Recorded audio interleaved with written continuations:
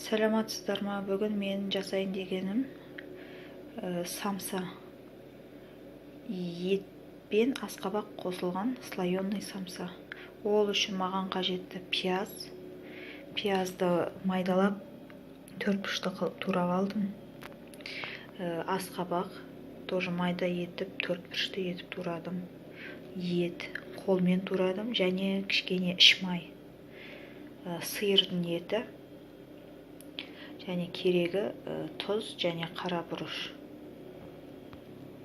Және өзім қолдан жасалған слоеный тесто қамыр. Пельменнің қамыры сияқты қылып илеп, су мен тұзға және жайып, арасына маргарин жағып, орадым. Бұны орап қойғаннан кейін бір 20 минут тұру қажет. Қара бұрышты тұзға, пиязға салу керек, біркелкі араласу үшін. Өйткені етке салса қара бұрыш араласпай қалады. Пиязға қара бұрышты салып және тұзды салып біркелкі етіп араластырып алдым, және қалған заттарды қосып араластырамын. Заттарымның бәрін бірге араластырып алдым. Ішке салатын начинкасы дайын болды. Енді самсамды бастаймын. Қамырымды осылай жайып аламын.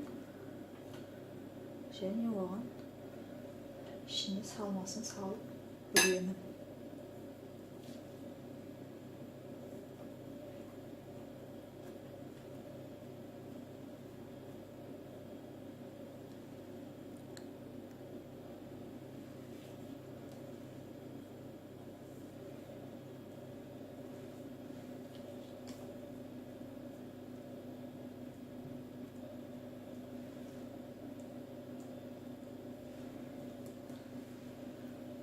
Самсамыз осындай болып шығады.